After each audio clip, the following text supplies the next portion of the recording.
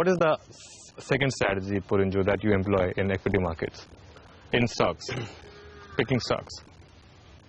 Picking stock, see, again, as I told you, when I talk about a non-stock, well-known stock, you know, I don't know, there are hundreds of aspects of that company comes to my mind because of the experience, perhaps, you know. Now I am there for 26 years in the market. For example, what made you pick Biocon, for example? I mean, just giving an example. Yeah, Biocon, it was basically, you know, that idea started. I came to Mumbai for a CNBC interview.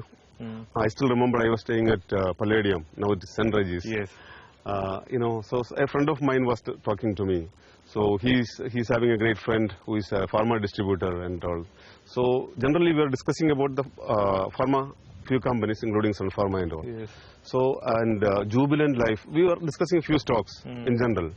So he was talking some good comment about this, and immediately, you know, what went into my head is that, okay, this lady, you know, a lot of market people started talking not good about Kiran Majumdar because of the stock price movement. Yes. Whereas, you know, it had done nothing for a decade. Companies like Sun Pharma, the weight has gone 10 times. Yes. Where this has just doubled, if you see, which has just covered not even market performance, you know. Yes. So, but at the same time, when you look at what the company has been doing and what the management is talking about, there are some things are happening. There are many things in the pipeline. They are setting up a new plant. And the numbers are not bad already, if you see. Because people are living in that perception, so it was difficult for them to accept. There are still some large brokerage analysts talking bearish about Biocon, talking about 450. CLSA. Yeah. I don't know.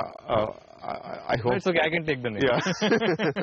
I can do that so, for but you. they are giving a, I just read the report, they are giving a logic. But the logic is wrong. That's the problem. Just because there is a logic, you cannot say it's correct. The logic should be good logic.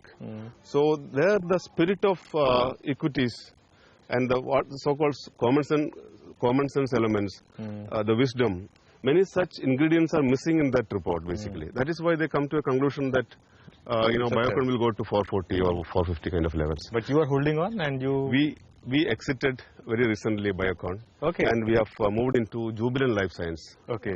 Some time back. Jubilant Life Science. Yeah. Again, that is because that stock is not in fancy today. And it's almost $1 billion company. 55% of that is pakka very high quality pharma business.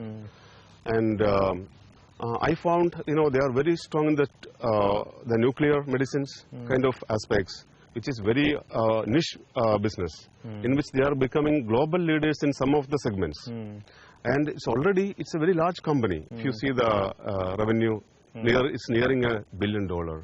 And its market cap is below $1 billion. They have got around 4,000 crores debt. So 9,000 crores enterprise value. You are getting a company, $1 billion company, and with a growth, you know, what the management is presenting to the investors, their presentations, and if you go through, there is something coming up. There are many things in the pipeline. So there is a growth ahead. And they can easily deleverage. And, you know, once I think if they bring down the debt, naturally they are already, every year they are bringing down 300, 400 crores of debt.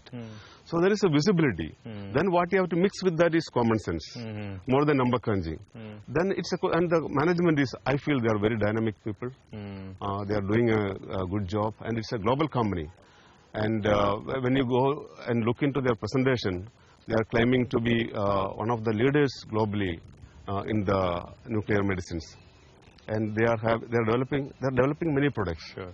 So I found at 9,000 crores enterprise value, it's a better bet today. You know, we took around 60, 65, some of them 70%, some of the clients. We booked short-term capital gains. I thought let the government also make some money, because short-term gains are taxed at 15%. And India, I think, because of the country, all of us are making money. The equity investors are making money. I think we should be willing to pay tax too.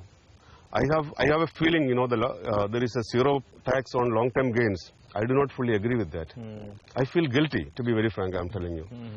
If you look at the economic structure, the social structure of the country, mostly rich people are investing in equities. And they have no tax when they make so much money. And smart stock pickers are making the money 5 and 10 times in few years. And zero tax. I don't personally, I feel guilty.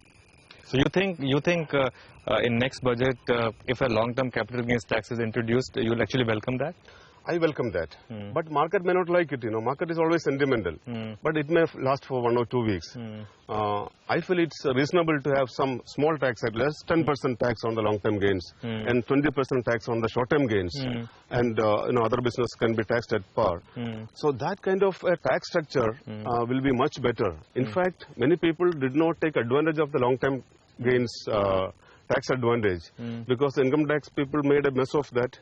I think a lot of investors across the country, their gains, capital gains claimed was converted at the discretion of the income tax officer into business income, and thousands of cases are pending at different levels of the legal process, which has to be avoided. There should be some tax for short-term gains, long-term gains. Dividend tax, I think there is, some people say double taxation, or it looks like a triple taxation for, large investors. So that has to be simplified. I think government will definitely look into that. Okay, Porinju, you've got a beautiful place here. Of course, we just started. Let's do one thing. This is not all, actually. There's a nice paddy field there, Porinju. Yeah, that's something I love, paddy fields. Okay, let's go to that paddy field and a lot of nostalgia to the paddy fields, Let's go there. Let's walk there, Porinju. I would say, starting with, Uday Kotak, we discussed about him. He has inspired me more than influencing. And, his leadership skills and, his dynamism, something amazing. I have started my career with zero capital. Yes. And to be very frank, Anuj, I have gone 3 times bankrupt in my career.